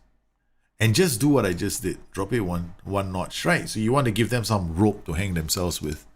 Okay, the other thing you don't want to do is you don't want to see everybody close down. Aha, I knew it. In fact, this guy can be told to close down less. Because everybody's in the same zone. Tell these guys to stay loose. Tell this guy to defend. Okay, now we got a bit, we're stretching our strikerless system slightly. Out of the gate, I'm just going to do this like this. Invert the... Okay, that can work. Yeah, definitely can work. These guys are not going to... They're going to overlap when the opportunity presents itself. More direct, tempo higher. Okay, you can't do that. This is very aggressive. Hit them into the spaces. That's it. Okay, let's see what happens. That's strikerless systems. Strikerless systems need space. You need to give the opposition enough rope to hang themselves with. Because when you play strikerless, you are creating a very congested midfield. You're putting a lot of your players there. Now, if you get everybody to close down, 3 players are going to go for the same. You're going to have these groups of players closing down. And when that happens, the opposition can just pass their way around your press. What's the point then? Right. So in a strikerless system, you generally you do want to give up some space somewhere. So there are 2 options. You either give space in front of you, which is to drop your line of engagement slightly, or you give space on the flanks. So you got to pick where you want your battles to be fought. So here your tactic is double-edged, right? So you've gone for the front, right? So basically, when you go defensive with wide, basically you're saying, I'm defending the flanks. Nobody's coming there. I'm just becoming flat like this. So the other option of strikerless system is to play like this, right? Where you give up the flanks, you draw them in, and you hit them over the top. Okay, so let's go with this. Strikerless systems are kind of fun. Some people may not like it, but they can be fun. Okay, now when you do this, these players are going to help you defend. So you only got this shadow striker. This is like this guy's going to come here, this guy's going to come here. So this is one of the reasons why I kept him on a defend duty. Okay, what we'll do is, okay, we'll load this tactic up. Again, I need to show you guys the tactic before I make the changes. Okay, let's just load the tactic here. Strikerless, where are you? We'll just put this in. Okay, so I haven't made any changes. Okay, so this is the no change to the tactic. Must hold on to those 3 points. Yeah, exactly. Must hold on to those 3. Okay, we gotta do it again on Saturday, guys. This Saturday, one more time, we're doing it. So you guys want to take part in this, please do. You're gonna get better in the long run. I guarantee you, you're gonna get better in the long run. Bring your tactics. You're gonna get better at FM. Do more, bring your tactics, right? So you create a tactic, you submit it. So you understand points of view, like, is this tactic any better than that tactic? How is it playing? What does he see? Kind of stuff, Okay, notice one thing, right? Strikerless tactic, like, where's the opposition now? They're in their third. This is when the strikerless tactic goes, oh my god, there's no more space. They gotta go backwards. Now they gotta go all the way back. And they go, I need the space. Hit one over the top. Boom. Okay. So who are the most important players in the strikerless tactics? These 2 guys. Ball playing defender. Because a chip will find... A chip is gonna be... a chip is gonna break a team down. So you got these 2 guys now over the top. Oh, I promised I wasn't gonna change anything. Okay, we're not going to change anything. We're not going to change anything. We're not going to change anything. We're not going to change anything. We're not going to change anything. We will refuse to change anything because after 2 minutes, I need to see more. I've got to play it a bit longer so you guys can see what I mean. No, you will never be able to see. Okay, all right. We got a comprehensive highlights. Okay, so that's the thing about strikerless systems. Strikerless systems are very, very notorious, right? When I play a strikerless system, my defenders have got the highest assists because they always lay one chip over the top, break through and conquer. One chip over the top, command and conquer. It's like one ball over the top, they score. That's where strikerless tactics are very strong. They draw teams in, right? And they create a space right between here. This is the space that becomes very dangerous. But now we are camping. Strikerless systems hate to camp. The moment they camp, they get into trouble. Because that's when they're at their weakest. Because their very strength makes them weak. Because they are also liable for the ball over the top. So which is the reason why in a striker system, you really want to have one defend duty right in the center. That defend duty is going to stretch your team out when you're defending. Okay, so Lukic brings the ball out. And you see what has happened now? Okay, there we go. One long ball over the top. See what I meant? This is the thing about strikerless tactics, right? It's very easy to penetrate a strikerless tactics. Strikerless tactics, they hate it. Okay, a strikerless tactic absolutely abhors playing against these double DM systems. The Portuguese diamond. Those kind of tactics, they need to, they give strikerless tactics a lot of issues, which is the reason why when you play strikerless tactics, you want to close down more on the front guys. You always want them forcing mistakes, right? And you're looking at fielding players who are AMAs, right? You want as many attacking mids in your team as possible. So your lineup will feature, your scouting strategy is full of attacking mids. You're looking for players with good off the ball. You're looking for players with good first touch. You're looking for players with good balance. You're looking for players with good finishing. You're looking for players with good composure. You're looking for players who've got aggression. You're looking for players who've got bravery. Most importantly, you're looking for players who've got jumping reach. Now, why jumping reach? If you have a bunch of players in front of a good jumping reach, then your strikerless system has got even more options. Then you can play like low, you can play crosses into areas, you can play crosses into players, and you get players who can hold up the ball. You can play a white target man kind of strikerless setup as well. So, yeah, plenty of options. But to get the best out of it, you need to draw teams on you, right? To give you space to attack. So far, we managed to get a good goal, which was a mistake by the defense. We had enough, because strikerless systems also thrive on pressure, right? So the more pressure you can inflict on an opponent and the more possession you get, the better you'll do. However, like I said before, you have to be, in that case, you have to be the better side. Now, okay, can I make my changes now? We wait until second half, right? So, okay, we're gonna make my changes now. Okay, I could be completely wrong. I could screw things up and totally look like an idiot. Okay, so let's caveat, let's defend. Okay, first things I'm gonna do, role changes. I'm going to turn this guy into a deep line player and defend. I'm going to turn this guy into a ball playing defender. I'm going to turn this guy into a ball playing defender. I'm going to turn this guy into a sweeper keeper and attack. Bang. I've got my triple threat from here to look for balls over the top to these guys. Alright, I got Mazar attack, that's fine. Got overlap. Affects the mentality of this guy, forget it. We're going to turn this guy into an inverted wing on attack. Oh, better still, wing on attack. Wing on attack. Alright, we're going to turn these guys into Mazalas on support. I'm going to stretch it up, but I don't need... Okay, we can turn one Mazala... Okay, Mazala on attack is fine. Turn this guy into a winger on support. So I get a bit of...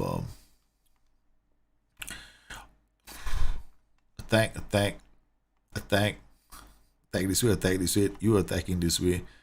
The striker, okay, fine. Now we'll just change this guy to... I'm changing too many things. I just want to change a few. Okay.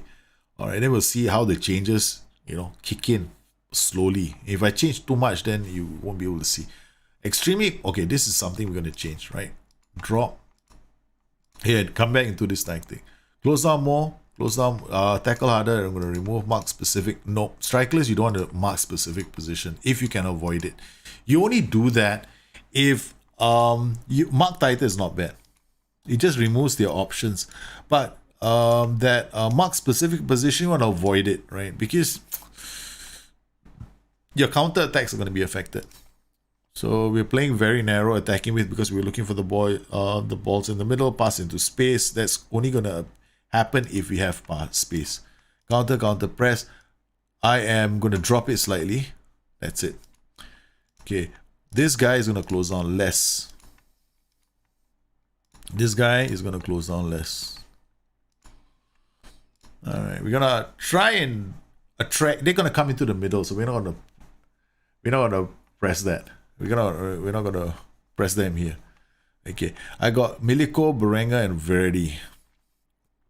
Okay, we're not gonna change our players because then it looks like I made a player change to get what I wanted to see, which is not fair. All right, here we go. No shouts as well. So what am I looking for? I'm looking to give them space now. I want them to attack me through the middle. But only these players are pressing, right? Oi. I knew I was good. Oh, man. Oh, yeah, they're definitely attacking us, that's for sure.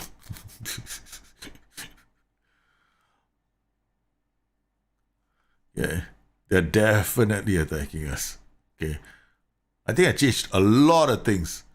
I just want to draw them into my midfield. That's it, like a trap, right? And then spring the trap with an attack over the top.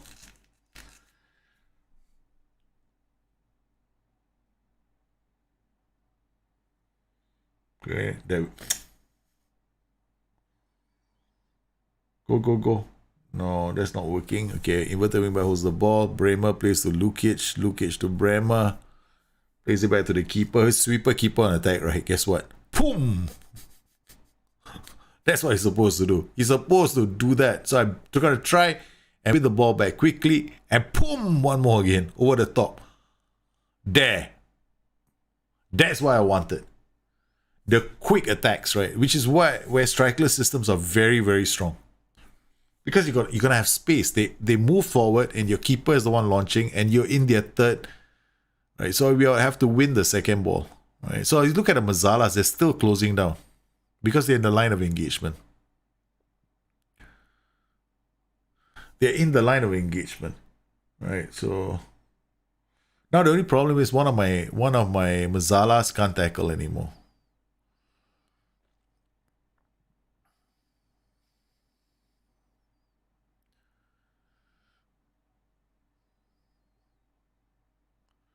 Let's see if this is.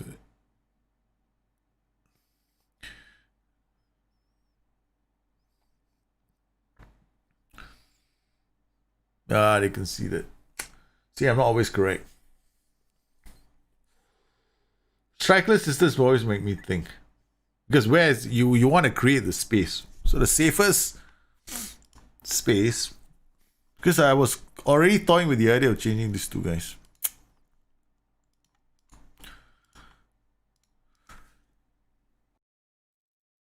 Okay, we got this done.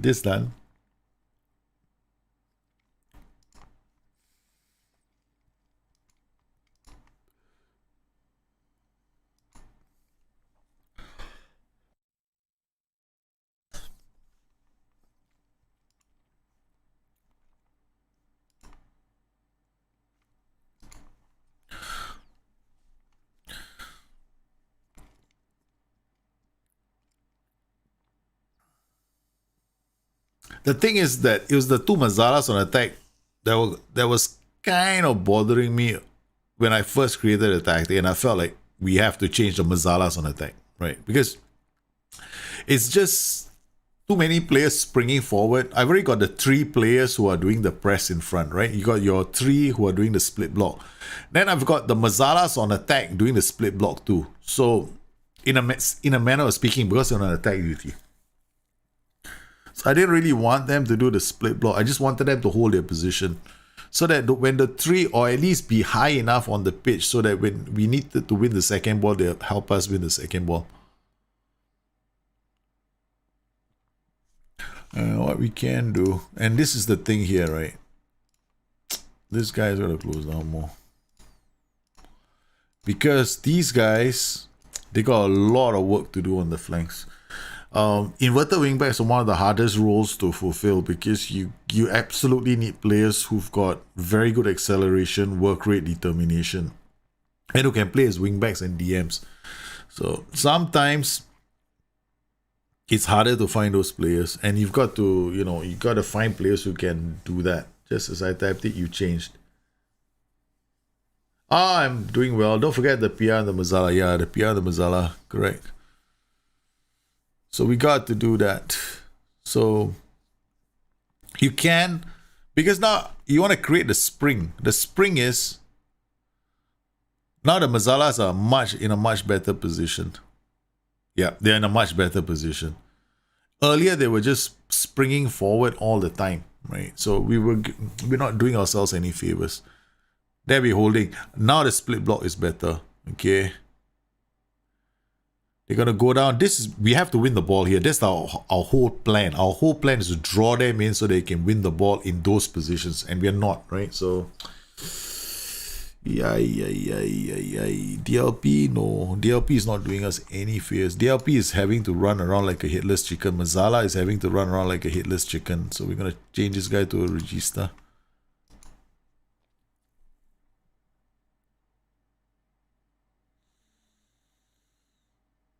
Sweeper keeper on attack is very bold, right? Okay, I got my inverter wingback running down the flanks, and we only got ourselves a corner.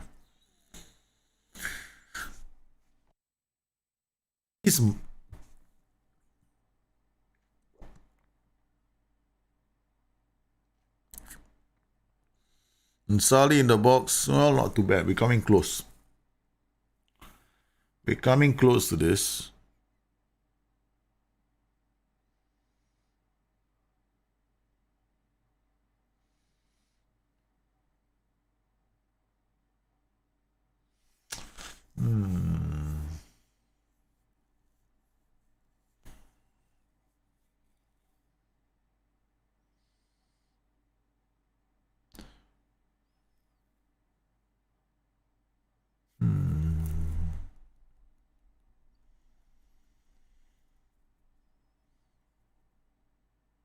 Okay, gonna change the rules.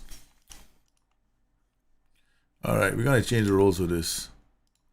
Problem with this tactic is, okay, you got Mazala is always gonna help support this guy. You got Mazala always helping support this guy. So this guy ends up having a lot of space and a lot of work to do. Right.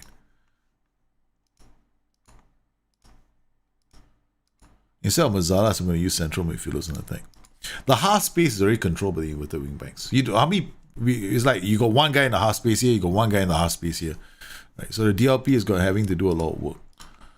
Right, so we're gonna leave this, drop this, counter, press, everything else, drop this slightly, pass into space, and then get stuck in. Play like this. Yeah, play like this. This is fine. Okay, bang, bang. Okay, come in here. Change this guy. No. Change this guy. No. Just want to have a split block on these players. Removing the mark specific position. Alright. We're going to have it close down more on this player. We're going to have close down more on this player. Alright, so what we're going to see is this player's doing the launching, him doing the launching of the ball. CM on attack, CM on attack. Can this work? It makes your middle very, very porous. That's the only thing I don't like about this. It's better to make it lopsided. Okay, so you want support, one attack, and one inverted wing on attack. Okay, now I made it a bit more lopsided. So I've got maybe a ball-winning midfielder on support here. Alright, so what I've done is I've made it a lot more lopsided. Instead of having so many attack duties through the middle, which should have made my tactic a bit more... It's too porous through the middle. That was the problem we were having just now. So we're gonna have Calcio coming out.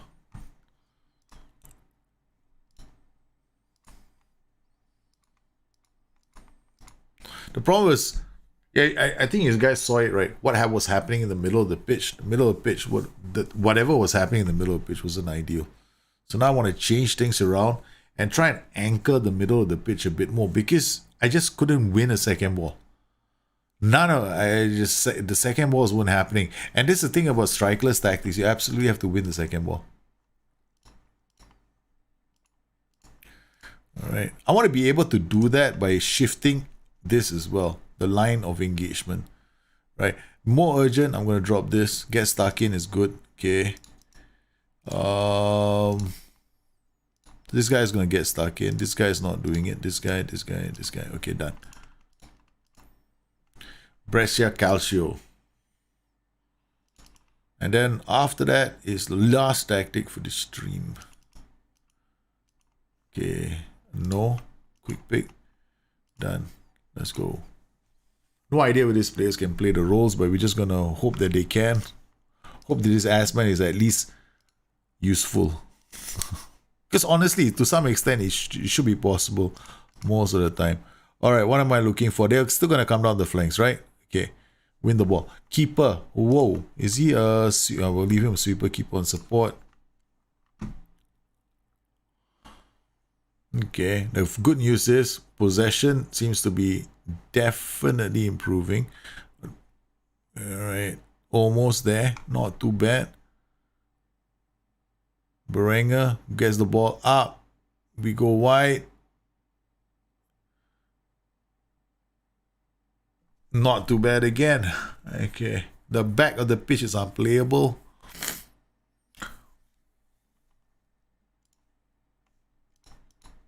Why is my slightly lower tempo?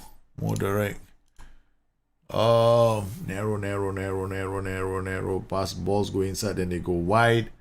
We go shorter and higher tempo.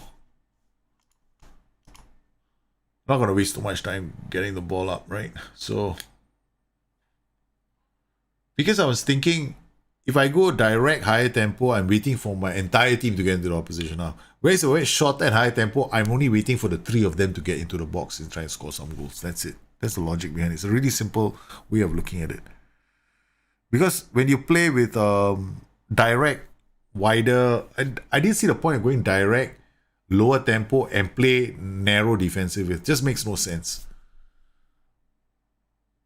So this is going to be a bit more in your face and a bit more aggressive.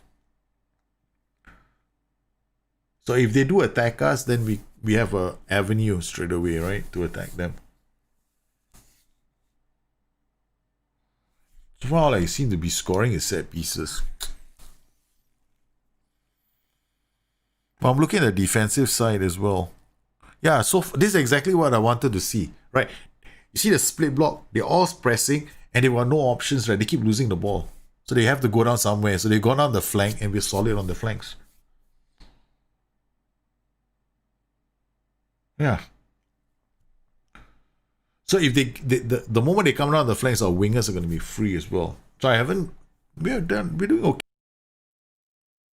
And I just realized we're playing as a double DM system, which is a very good test.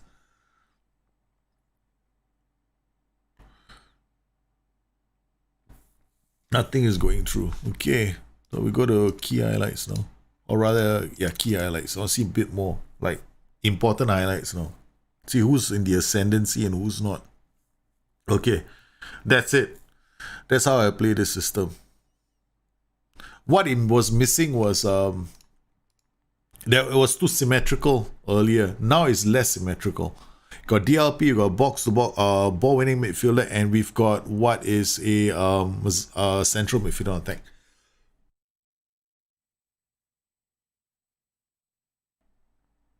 Bang. Whoa, that was a brilliant goal. A split block at its finest. Lopez the ball and the goalkeeper's first touch was terrible. And somebody's on him like a flash. Okay.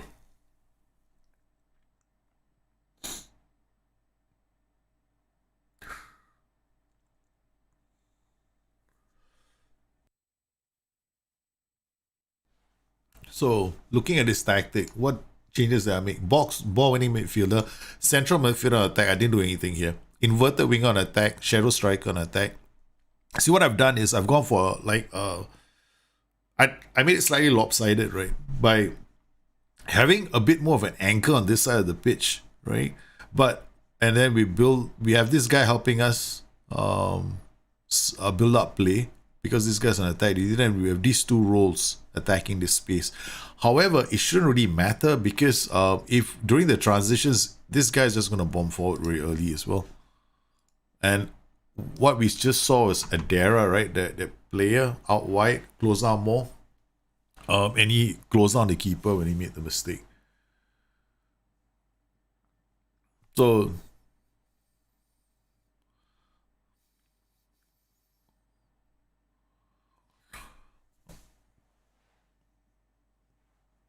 a lot more effective now.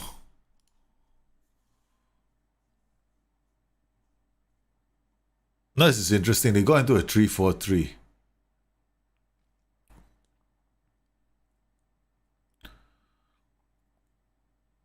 Voila. So that's exactly how I play this.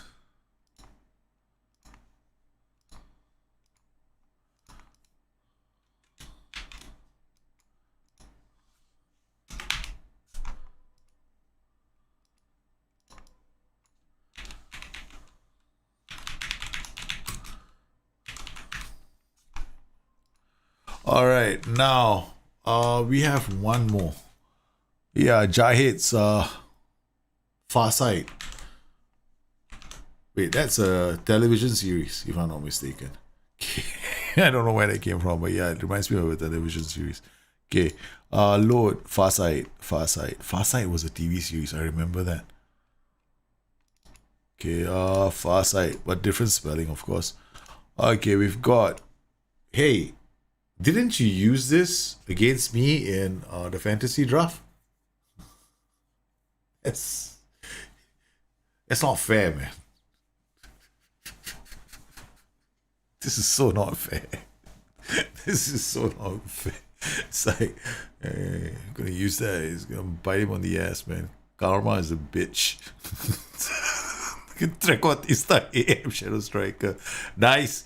Complete wayback, complete wayback. Yeah, this is a good tactic. Why do you need anything? You don't have to do anything. Focus play to the middle is going to increase the mentality of these guys, right? So they got very attacking. That's what focus play through the middle does. If you guys know that? Well, focus play on the flanks increases the mentality of the guys on the flanks. Or rather, overlap does it. Focus play also does it. But the focus play through the middle just makes these two guys very attacking. So it's good that you have two stoppers. A much higher tempo just means most of the players are not going to wait. They don't have to wait because they're two complete wingbacks in attack. Right, defense not bad. Be more expressive. Standard is going to use these guys not all exclusively, which is not a bad thing. Here, DM support, volunteer support, good combination. Not too aggressive. Complete wingback on attack is going to roam and is going to go down the pitch. It's not a bad tactic. It's pretty good. It's pretty decent. I don't understand the problems you have with it, but yes. However, having said that, its biggest problem is attack, right? So it's going to... Some tactics might take this system to school, right? But not the AI. I don't think the AI. The AI might struggle sometimes. I will play this right now and see what happens. Yeah, I know because it's a very attacking tactic, right? So against humans, it is not a bad system. But the question is, how is it going to play against the AI? Right? The AI might not be as aggressive as a human. Some humans might not be very aggressive themselves, so it really depends on who you're playing it against. This tactic's weakness is his flanks, right? So if the AI decides that it's going to be playing with a rather conservative flank attack, means maybe a fullback on defend, a wingback on defend, then you could struggle. You could struggle to make chances. Because your wingbacks are gonna bomb forward, so you can actually play this quite well. Even under those kind of circumstances, if your wingbacks can defend.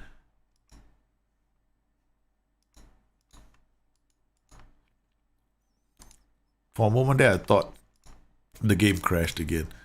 So if I'm looking at this, right, you are gonna put a lot of pressure on the AI. There we go. early morning Sunday. Straight away, we see the first highlight. But look at the possession numbers, right? Against the AI, you're gonna get a lot of nice chances because you got wing back so high up the pitch. They're gonna create loads and loads of chances because this is a 3-4-3. Like, he plays 3. This two, I mean, it's like a box 3-4-3, I think. Yeah, so you got this box here, and these guys go forward. So you get this 3-4-3, like, it's a very nice box. So it's very, very attacking. So I wouldn't change too much. Like, the press happens.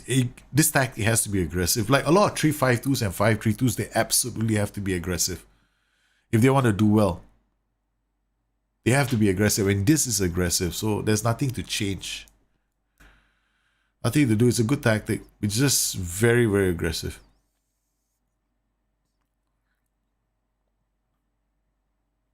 And it's gonna be hard to stop. Alright, so let's look at this. The complete wingback and the complete wingback. You see, this yellow card has already been picked up by one player. So if we go to the highlights, we got to see why the yellow card, how did the yellow card happen? Defensively, right? The ball playing defender on stopper had to come up because there was nobody else there to do the job for him. And that's the danger of the system. So if you're like 2 goals or 3 goals up against the AI, it's okay. But if you're playing against another team that is using a very solid flank attack, the defenders could be in trouble early. So it's something to bear in mind in this tactic. What would I do to change it?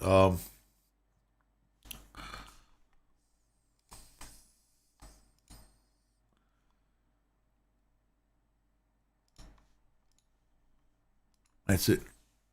I'll have one defense duty. Could be an anchor man, could be a defensive midfielder, one of them, just an anchor man.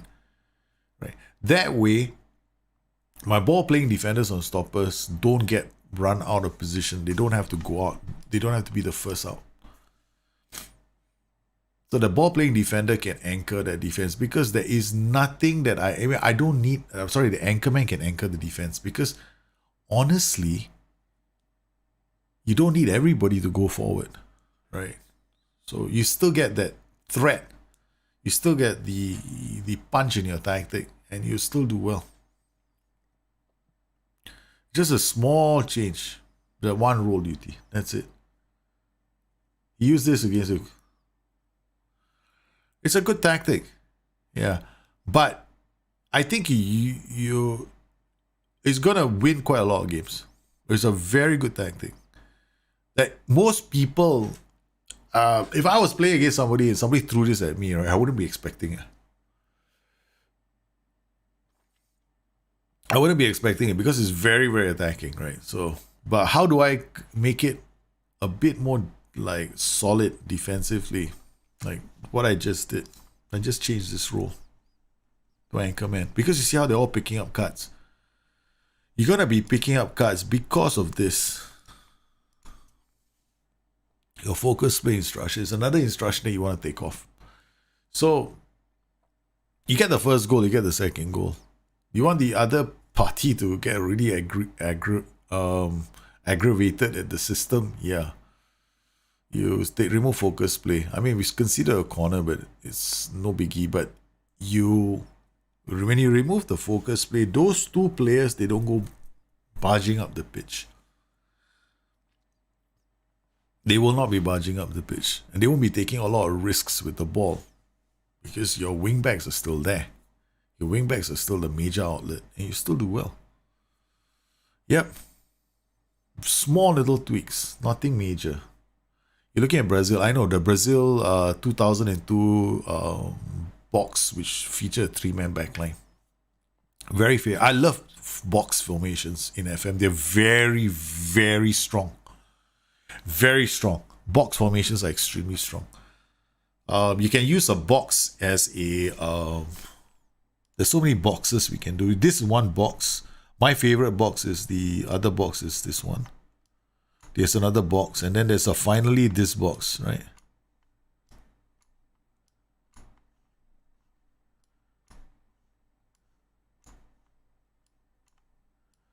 There's another. This is another box that I like. This is the traditional box. And then we've got this box, which is my favorite, the one I'm using. This is my favorite box.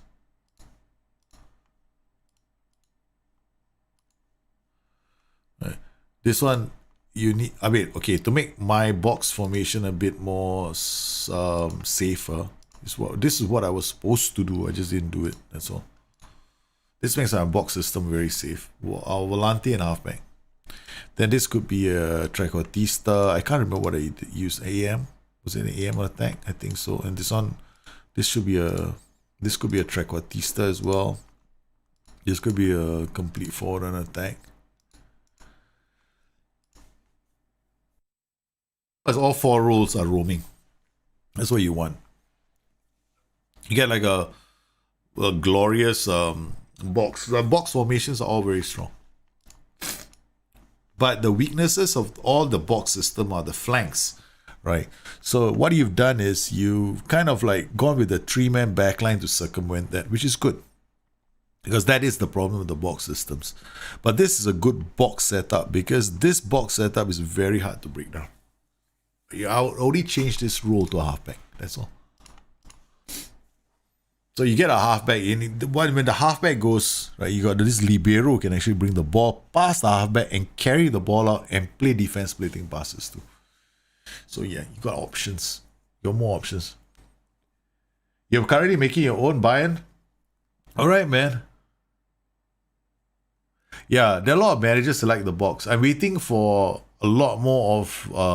I think box formations are very underrated. And a lot of teams have used them successfully in the past. And most of the teams that have used them successfully are the flash teams, right? You know, the ones that want to make them, you know, the ones who want to look good doing it. All right, guys. So I hope today you found this Bring Your Tactics useful and helpful. Meanwhile, in the halls of justice, I am about to go and I'm thinking of, I don't know, I might have to do Game Changer. I might have to, my voice is almost gone. So I will do Matt's Game Changer tomorrow. Yeah, tomorrow. I've got a Game Changer with Peterborough. Like, Matt wants me to do a Game Changer. I looked at the thing and I don't know if Matt, you're watching this at the moment, you can play a 4-2-3-1 or 4-1-4-1. You can play a few systems, man. I looked at your tactic and I went, why the heck are you playing a 4-1-4-1? You can play a 4-2-3-1. You have the players for it. Why not? Go for it. So the very first thing I wanted to do was play 4-2-3-1. But I'll do a Game Changer for you. I'll work on it tomorrow and hopefully I get it out. The editing nowadays takes a lot of time because the rendering takes a really long time. So we'll get the renders done and hopefully it can be out by the day after tomorrow. Okay, so once again, thanks guys for your tactics. I hope this was a useful session. I hope that you enjoyed it as well. So stay safe, stay healthy, and to everybody out there, you know how much I adore you guys, right? Stay safe. See you soon. Bye-bye.